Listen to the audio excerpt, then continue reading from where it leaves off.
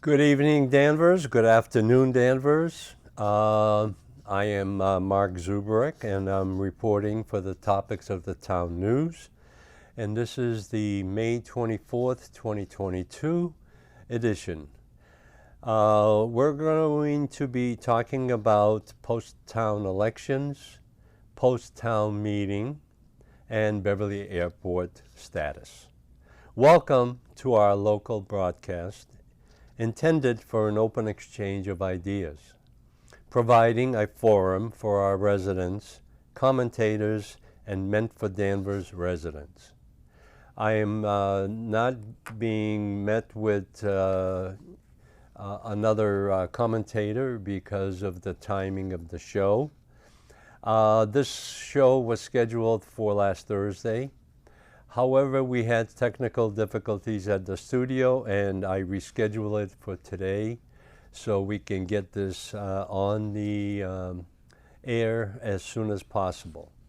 So what I want to do is I want to talk about some of the issues that have happened over the over the last 2 weeks, basically. But before we start that, I'd like to recite the First Amendment. Congress shall make no law respecting an establishment of religion, or prohibiting the free exercise thereof, or abridging the freedom of speech, or any other of the press, or the right of the people peaceably to assemble and to petition the government for redress of grievances. And we're going to be talking about some of the grievances that we are incurring. I have a little clip here of the revolutionary ideas that have been presented in our Constitution. We have a clip here from Ben Franklin, and in 1787, anxious citizens waited outside the Independence Hall to hear the results of the Constitutional Convention. As the delegates left the building, a woman in the crowd asked, "Well, doctor, what have you got?" The answer was, without any hesitation, Ben Franklin replied, "A republic, if you can keep it." And this is the important part of our own establishments in this country and the First Amendment rights. To continue, I have put together a little bit of integrity is a value characteristic for anyone interested in serving our community. You have to keep your feet on the ground and remember that this is what you've worked for all your life. You can't get carried away with your image because you know better than anyone else who the real person is. And this is directed at all of our elected officials. Our goal must be to independently represent Danvers because town government is the cornerstone of the entire community. Your goal is to deliver a voice to the Danvers residents that will be independent. Government must lead and not just follow, making the governance process more open and obvious, getting community feedback, input, and putting it into action. Improvement of the expectations, technology, and standards. The establishment likes the status quo. So what we're trying to do is disrupt the status quo because this is a representation of what goes on in our community. Our voices will change the world.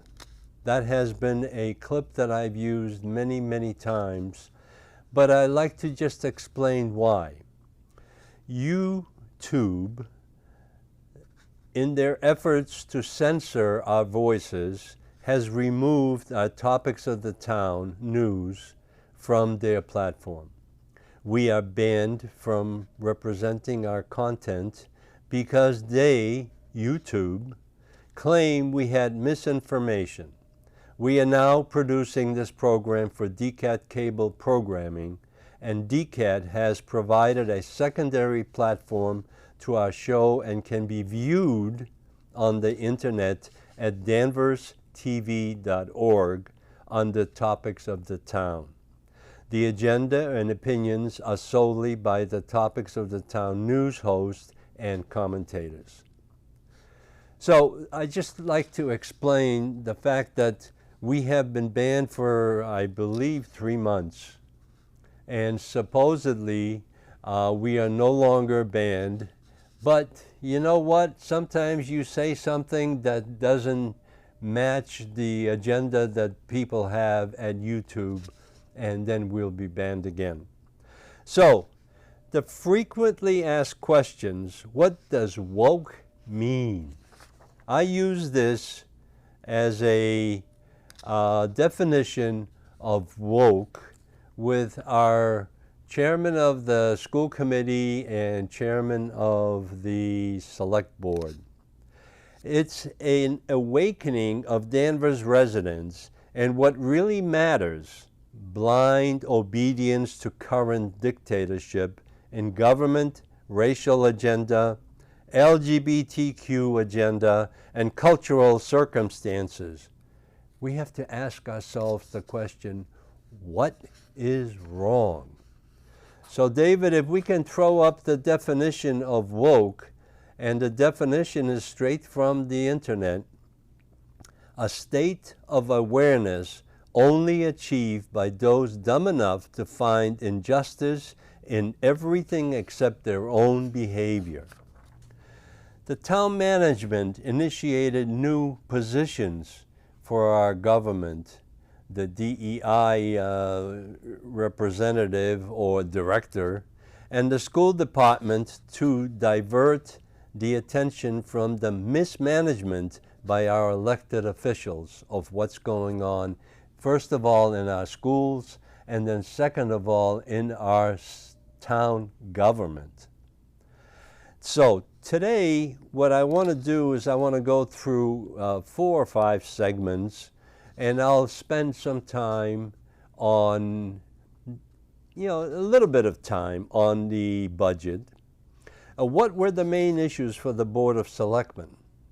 And this is really related to the budget. Budget, how American Rescue funds were spent. Now, I know that the budget itself had a listing of where the funds are going to be spent. There was $8.5 million that was dedicated for Danvers, which is a good number, but the one thing that they forget is that that is tax money that we have paid or will pay in the future. How was that money spent? There is a listing. The money is being spent on pet projects, and some are directly, very little is directly related to the business and the individuals in our town.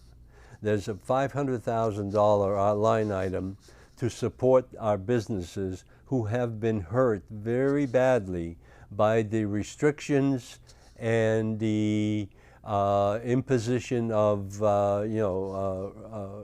access to their business. The second is warrant articles.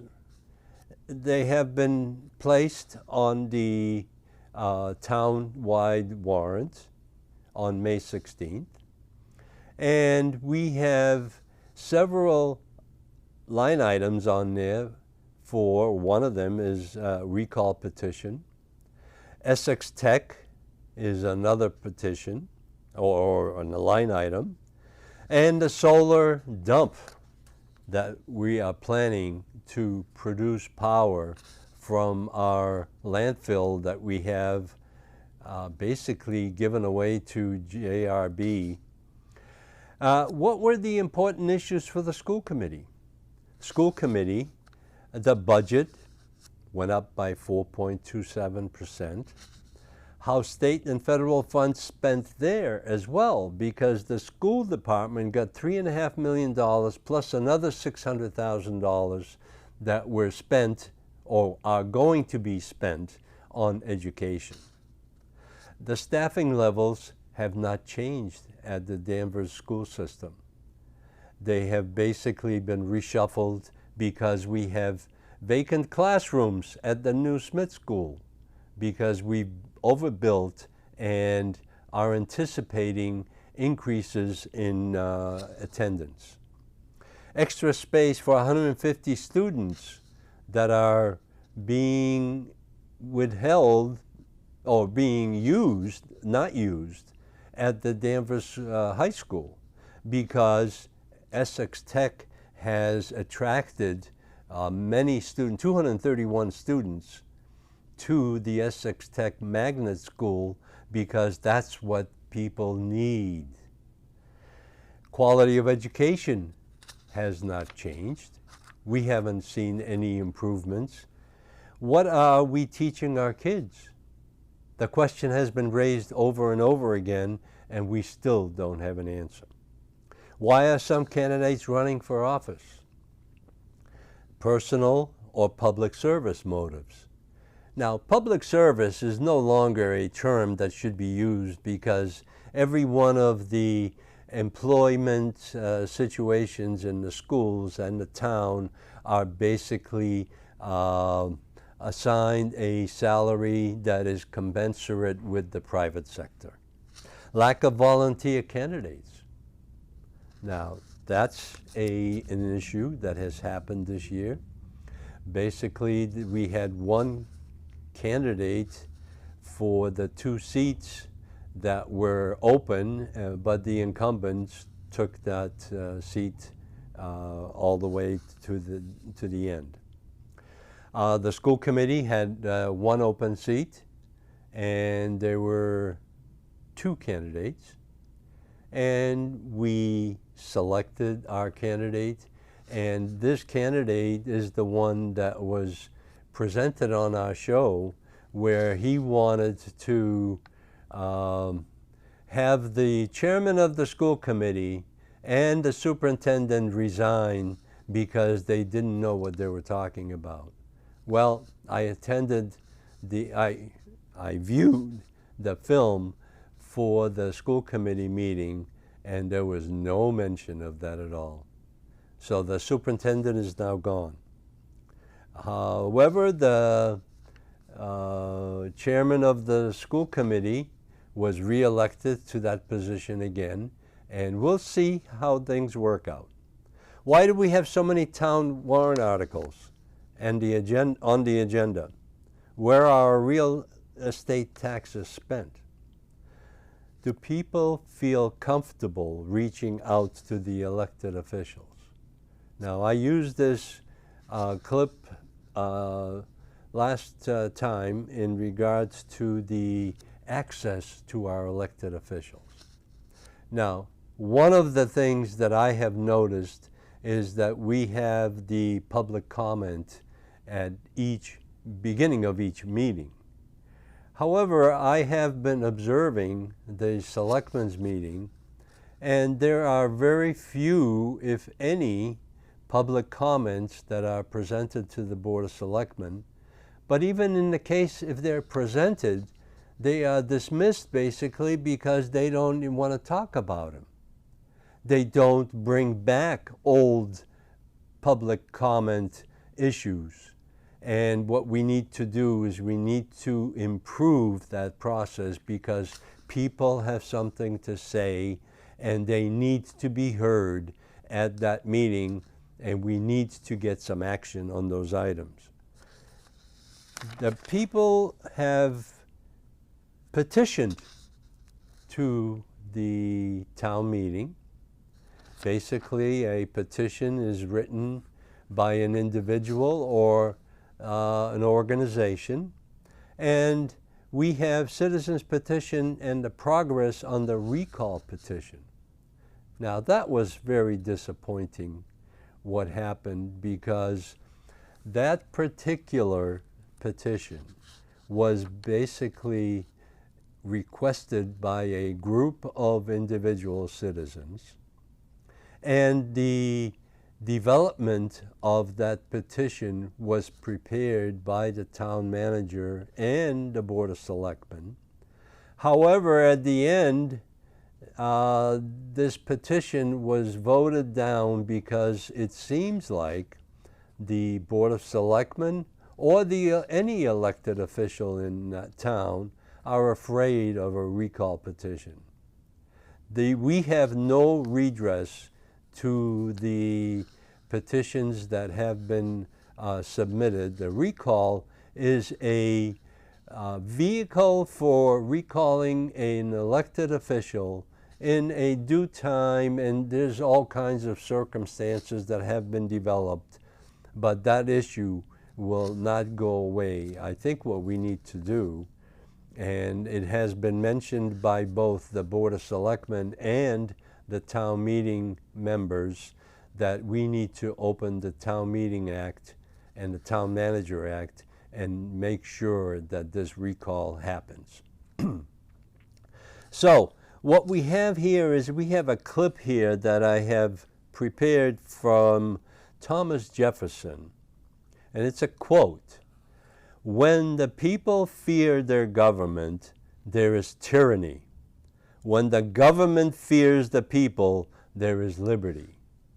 So the recall petition is basically a way for the residents, for the citizens, to remedy a situation that occurs. And we haven't had any, but this should be on the books. So that is my second segment.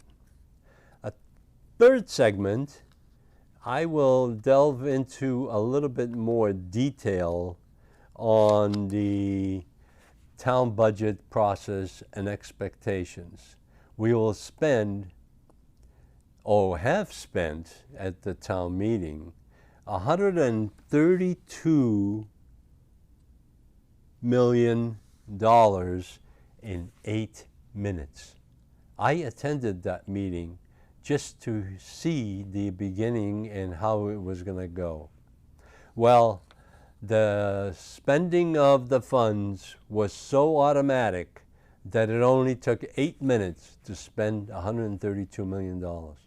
And that is going to be what will establish the tax rate in December.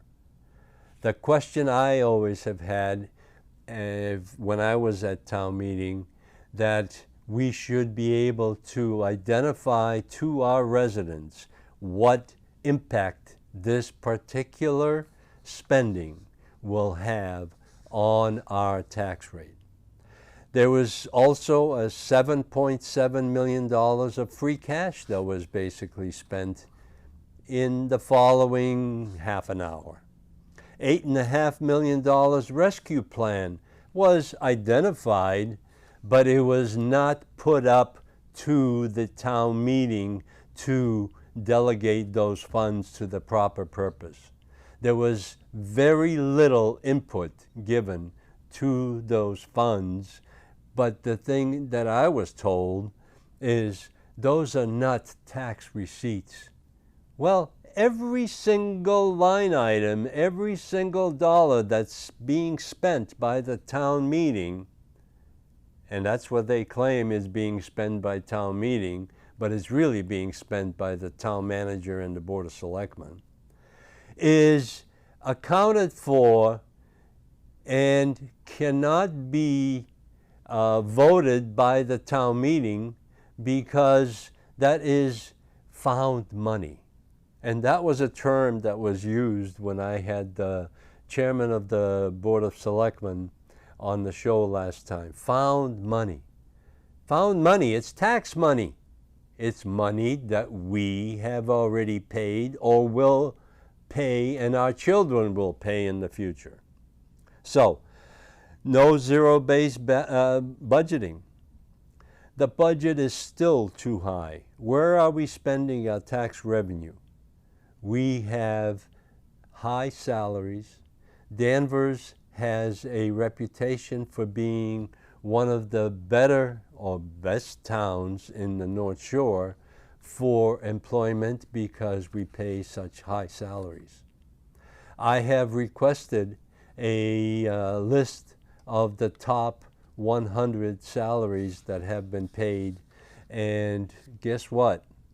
It's in this case, it's always been the police officer that does a lot of overtime and other duties. So there was a police officer that was making $230,000 for the year. But that's fair. I mean, he spent the time. But there was the superintendent was over $200,000. The town manager was $220,000 plus benefits. I didn't even include that. But there's a list of employees, 100 employees out of the 700 some employees that we have in town that have been making over $110,000 basically. That was the bottom line at 100. So that list used to be published on a regular basis, and I will try to get that published, but it has been removed from the data that's available. Now, this year the town declared a multi-million-dollar free cash account, $7.7 million. An oxymoron, nothing is free. That's the one thing we have to remember. This is commendable, but it also means that the budget was inflated just to capture all possible real estate taxes and maximizes the increase allowed under the Proposition 2.5 levy capacity. This bloating of the budget is allowed and is called balanced budget. Zero-based budgeting doesn't exist in this town, and it doesn't exist in many other towns. But this is overtaxation of our residential tax base. These excess funds included in the budget will then be called, it has been called, free cash, and will be spent on projects by funding of warrant articles which may or may not be in the best interests of the taxpayers, but will fund it to support our facilities. So I have a long dissertation about this, but I have used this before, and the one thing is that out of the $132 million, there is 7.7 plus 8.5, which is $16.5 million that has not been voted by the town meeting. And the town meeting is supposedly the budget control of the government and the expenses that we incur. School budget went up by 4.27%. And as I look at the budget that has been reported, it's $46 million for the $46.6 million. But if you look into the annual report, the auditor's report, the report states that the expenses for education were $84,921,000. So there is a discrepancy here. The thing is that we're talking about the school committee controlled piece of the budget, and then we have to add the grants and benefits that they incur, that they obtain, which is great, and then we have to include the funds that the town provides in facilities, capital improvements, grass cutting, fields, and everything else. So $84 million is a significant number that we are incurring on our education, and what we're claiming is that students are leaving Danvers High School because they cannot take the situation that has been incurred, and they're going to Essex Tech, St. John's Prep, Fenwick, St. Mary's. Now St. John's Prep has a middle school. So we're losing some middle school students as well. So what we need to do is we need to improve our education system, because we're spending $86 million for the expenses of education, and this is for 2019, 2020. So the fact of the matter is that the proposed budget will establish our tax rate in December. Now is the time for town meeting to evaluate the budget and reduce the spending. The budget was approved in 8 minutes. Not one question was raised in regard to the budget. Where the money is going. How is it going to be spent? Is it going to increase our water rates? Is it going to increase our sewer rates? Is it going to increase our electric rates, because we passed that budget right through? So I have dealt with this issue for many, many years, but I don't think the town meeting did us any favors. The selectmen should show restraint in spending and provide relief to our most vulnerable residents. The elderly and the young families are trying to survive in this town. Stop the tax to the max policies and adopt constraints on spending to support the people who elected you. That's a message, and I think that message has been sent many times, but we need to make sure that the selectmen are listening. I will invite the Board of Selectmen. I have new chairman of the board is Dan Bennett. And that's another issue that I've noticed viewing the meeting, because I was very disturbed about the fact that nobody wanted to be chairman. Nobody wanted to stand up and be counted and express their views about how this town should be run. They are relying on the town manager to lead them. That is not what the town manager is hired for. The town manager is hired to manage the town and the expenses that have been approved by town meeting. Now, there's a misconception here. The leadership of the Board of Selectmen is not in the chairman of the board. It's not even in the individual selectmen. It is delegated to the town manager. So we might as well have a city mayor and go into a city ordinance and then go to the councilors and do the bidding for the town residents. They may have better promotion of their issues. So,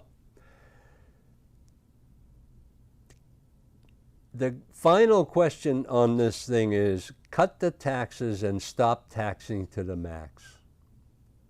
This is where there is no found money in free cash. Free cash is excess budgeting, and the excess budgeting is continuing because we have never really applied zero-based budgeting to this town's budget. So, the segment number 4 is resident concerns regarding the Danvers School Department, and specifically school committee meetings and Essex Tech enrollments. There was a very interesting petition that was prepared by again, the town manager and senator and representative of our community. It was to limit the number of students that can attend Essex Tech. Essex Tech is a very valuable resource to our residents, specifically our students, because that is the only vehicle where they can get an education, technical and math and English and arithmetic. The education that has been happening at Essex Tech has been flawless. There is a waiting list for people that are applying to go to the Essex Tech. I was on the founding representative on the merger of the North Shore Technical School and the Essex Aggie. That was the signature school that we were going to have in Danvers, because most of the property that's being used is located in Danvers. We are the host community for the school. The magnet to the school has been tremendous. People love the education process. The education seems to be as good or better than Danvers High School. Now, Danvers High School has a reputation of having a good education system as well. However, they do not have the programs that Essex Tech provides. So there was an article on the warrant, and it was article number 5, and I sat through that, but I was very disappointed because what happened is the article came up and the Board of Selectmen chairman stood up and made an amendment to the warrant article recommendation by the Finance Committee. And what it really said is postponed indefinitely. So what they decided is to kick the bucket again, because they did not want to have that warrant article defeated, because people do not like limitations on our school department and especially Essex Tech. Now, there are many views of what happened, but there have been many emails, many dissertations, many pleads by the residents and the current recipients of the education at Essex Tech. So what happened is the Board of Selectmen and the town manager got so much email going against this article that they finally decided to kick the bucket and move it along until next time. But the thing is, they have had 2 years to resolve this issue.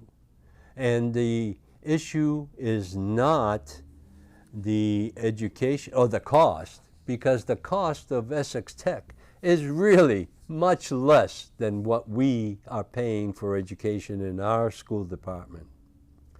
The budget was for our schools went up by 4.27%, up to 46 million, plus the report that was issued for 2019 to 2020 is that we have expenses of $86 million for our education. So you have to do the arithmetic. Maybe that's what we need, is we need some math genius from Essex Tech to come in and instruct our educators in town hall and our school department to figure out what really is the cost of education. So my issue here is that the um, postponement is not the end of this issue, because the limitation of the number of students that can attend Essex Tech from Danvers is illegal, for one thing. And I raised that issue many times before, but they didn't listen. They wanted the senator to prepare a bill that would address this issue. And I'll bet you if that bill went into the state legislature, the first thing will be is defeated and sent back for further action, because they would not pass it. So the thing is, one of the solutions, how can all these vacant seats at Danvers High School be supported by an increase in the education budget? It went up 4.27% plus the additional cost. School department claims that there are capacity in the high school. Of course there's a capacity. That high school was overbuilt, and that was a struggle that was handled back in 90s and 2000s. And I even voted at that time to pass the budget for that construction, and I said reluctantly yes. And I knew that at that time the numbers were much higher than what we are experiencing to date. So why not the solution? Do we really want to limit acceptance at Danvers High School, or should we develop a plan to retain our students in our high school, high-priced school? The solution is the Danvers School Department must come up with a resource that will retain these students, attract them to stay in our school system. Or the more important one is, and that was never used at town meeting, why not reduce the current budget for Danvers schools by $500,000 and transfer that funding to the Essex Tech bill that we receive every year, and compensate the cost being incurred for the Essex Tech. That would motivate. We need to have this amendment placed on the table in town meeting, and that was never even discussed, because the postponement amendment was introduced, and even at town meeting, there were town meeting members that were not allowed to address this issue. So there's something crooked in town meeting of how we handled this amendment. We need to have a heart-to-heart with the Danvers school system, the town management, the school board and the school committee, and the select board, because the select board and the town manager are the ones that are complaining about the cost that are associated for our 231 students that attend that school. Those 231 students could be going to Danvers High School, but they do not have the programs that they need. So I have a little, no, I'm not going to even do it, because remember the time not too long ago, a time when students in classrooms all across America stood facing the flag, hand over heart, to recite the Pledge of Allegiance, a time when our teachers taught reading, writing, science, and math, a time when you were proud to say you graduated from your local school. The students that attend Essex Tech are proud to attend that school and graduate with a working diploma that they can apply immediately after graduation. Danvers High School pushes all of our students to go to college or university to take on subjects that they should have learned in their high school days. I remember making a statement not too long ago that the first year of college is really spent repeating and understanding what was taught back in high school. So,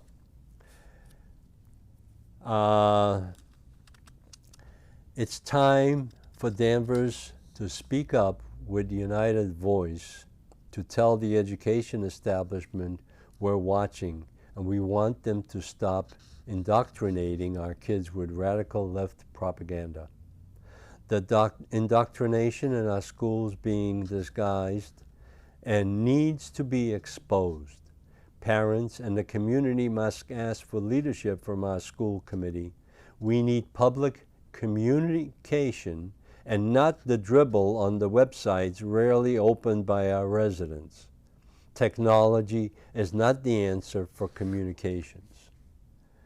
And David, if you can throw up my favorite saying by Albert Einstein, and I want to make sure that we delve into this. And Albert at one time said, "I fear the day that technology will surpass our human interaction. The world will need a generation of idiots. We'll have a generation of idiots."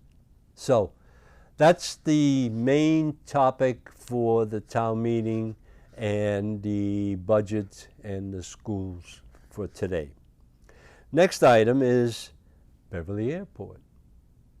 I have been invested in observing and following the developments of the master plan, my litigation back in 19 and 20, and the objections by the Beverly Airport Commission, maybe not the commission, but the manager at that time, of my attendance at these public meetings. We have two commissioners that have been basically adopted as a vehicle for expressing the views of the Danvers residents. Well, establishment at the Beverly Airport is not listening to the Danvers neighbors. Our two commissioners are basically a town employee and a private pilot. So their vested interest is to encourage and expand the airport. But there are people that are very, very concerned about what's going on, and especially in this day and age of escaping from the COVID restrictions, and now the pilots are going crazy at night. So what I like to do is I have a detailed explanation of what has actually been happening, but the neighborhood opposition is mounting to the Beverly Master Plan, Airport Master Plan. Beverly Regional Airport Master Plan development and the anticipated impact to the neighborhood in Beverly, Danvers, and Wenham. The plan was initiated to ensure that the airport has a solid plan to grow on, to meet the vision and aeronautical needs of the airport operators, and sponsored. So the master plan was basically developed back in 2019, 2020. There have been many comments that have been submitted to the Airport Commission and the master plan developer. There's a consultant that has been placed in there. The only thing that has happened since then is that the master plan seems to be proceeding along the path of getting $20 million funding from the FAA. The residents have complained, have pleaded with the commission, pleaded with the airport manager in regard to the noise that's being generated. The master plan plans on extending and expanding the airport by 300 feet in each direction on the main runway. 300 feet into Beverly and 300 feet back into Danvers. The Danvers component of the airport is already visible from homes along Old Burley Street. They are experiencing fumes.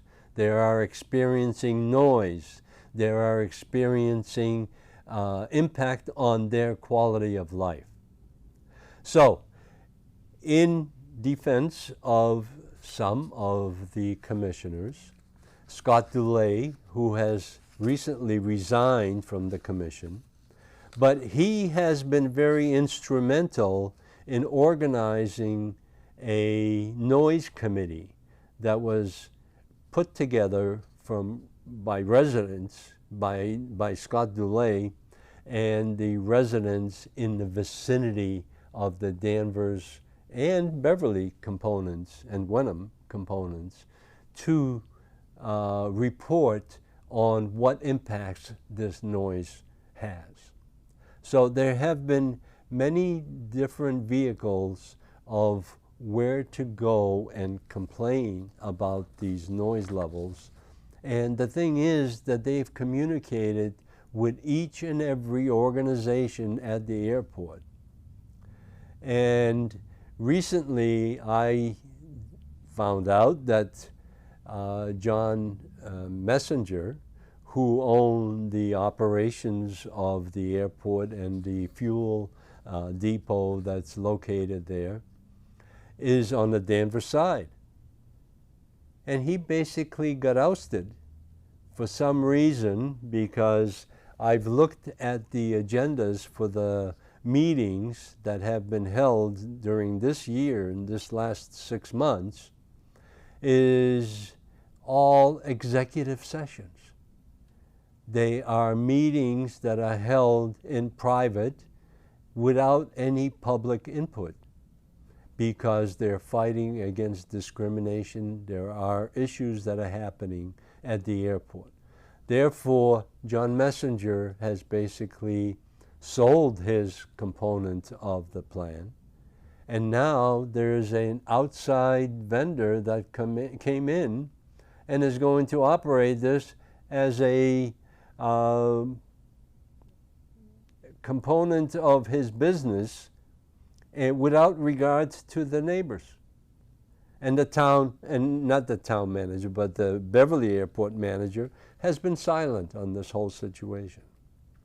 However, I have developed a list of people that we should contact, and one of the major components of these contacts has been Norm Abbott, who is the regional director for Seth Moulton's office, who's our congressman, and he is running for re-election.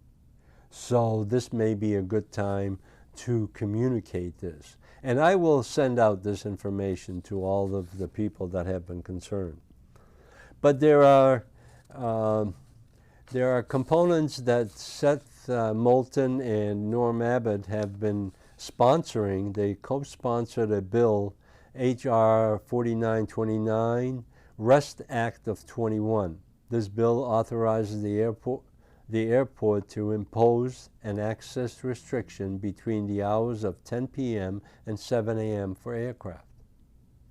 An airport may impose a noise deterrent penalty on an air carrier or aircraft operator for violation of the access. So there are several bills here. There's another one, Aviation Noise and Emission Mitigation Act. And I'll send this out to my distribution list.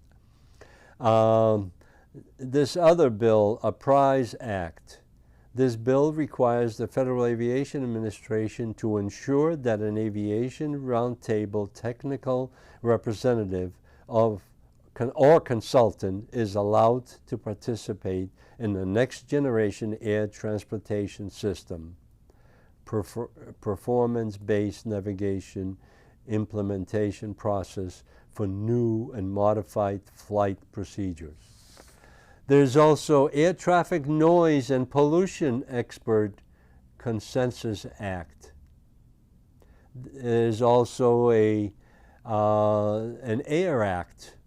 This bill revises the priorities of the Federal Aviation Administration in developing plan and policy from use of the navigable airspace.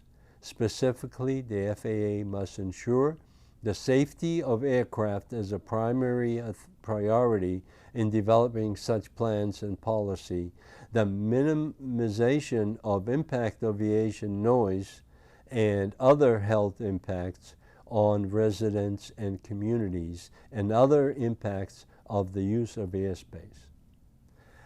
I will explore these a little further, but these are the actions that have been taken by our congressman, and specifically Norm Abbott, who has been trailblazing this whole, and there's also, the last one that I have here is RESPECT Act. This bill requires the Federal Aviation Administration to respond in writing within 90 days or to request for data and information from Congress. Specifically, the FAA must respond if the data is within the control of the FAA, and data should be otherwise appropriate, and the FAA must also provide staff at a private or public meeting with a member of Congress if certain conditions are met. So there are actions that are being taken, but they're at a very high level of Congress. And as you know, Congress does not act very swiftly. So I also have, I will distribute this information. Federal Aviation Administration, Aviation Noise Ombudsman, Norm Abbott, Jeffrey DiCarlo, Aeronautics Administration, MassDOT. And the key to this whole thing is Mayor Cahill. Mayor Cahill has not responded to the questions that we've raised recently in a meeting that he attended.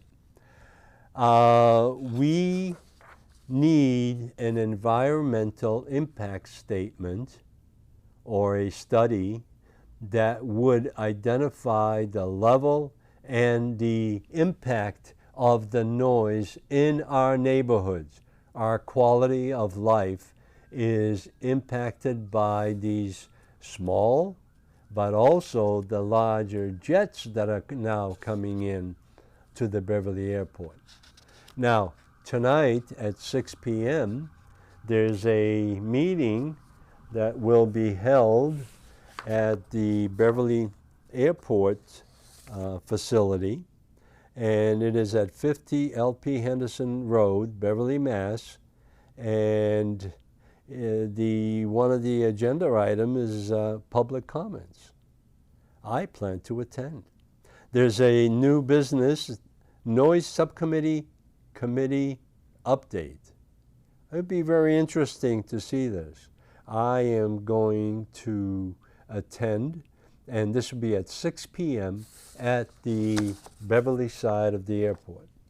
Now, one of the things that I'm very concerned is that a lot of the business that is being handled at the airport with the manager is done in private, because there are issues that need to be explored. I followed up the town meeting with a discussion with Senator Lovely and reported to her that there is a problem with the response regarding the expansion and noise control from the airport. You all have expressed your recent concerns vocally. This week, I also contacted Norm Abbott and got my information. Second step is to express our determination that our town is being used as an environmental dumping ground for the noise and pollution from BVY. Mayor Cahill and our appointed Danvers commissioners fell asleep at the wheel. We need to wake them up with phone calls and emails every day to keep the pressure on. Mayor Cahill and Senator Lovely need to request the environmental impact statement regarding the impact of this airport on our quality of life. Noise is one impact, which already an impact on our lives. Fumes and the expansion of the runways and the proximity to the residents, especially into Danvers, has the adverse effect now and will expand in the future with the longer runways. Now, Sally Kearns and Senator Lovely have both listened to the request, but I think what we need to do is get to the management of the Beverly Airport, because this has gone too far. I have put together an action item list that we may want to have an organization established of the Beverly Airport residents, abutters, and we need to demonstrate at the gates of both the Danvers and the Beverly side to stop this expansion. Enclosed are the notes I received from the Abbott, and I will forward this information. The one thing I forgot to mention, and I am very happy to see this, please join us honoring all veterans. On Memorial Day, May 30th, on Monday, we'll have a reinstatement of the parade starting from Town Hall at 9 a.m. Town Hall ceremony will follow the parade approximately 10 a.m. I just hope it's cool enough so the kids don't faint that are marching in the parade. When will the town discuss the issues that affect us all? We need to communicate in person and share the vision and objectives of our community. Our elected officials do not want to conduct open meetings with in-person communications. We need interaction to come up with quality of life that we deserve. Our town meeting members who are up for election have a tremendous responsibility, and we talked about this. Our residents but appear to stay in the background. The town meeting is the legislative body for the town government and needs to stand up and be counted. So, thank you for listening. I appreciate your time, and hopefully we can all see each other at the parade on Monday at 9 a.m. And I am very happy to conduct this meeting, and we'll reconvene on June 2nd. So thank you, and good night, Danvers, and thank you for listening.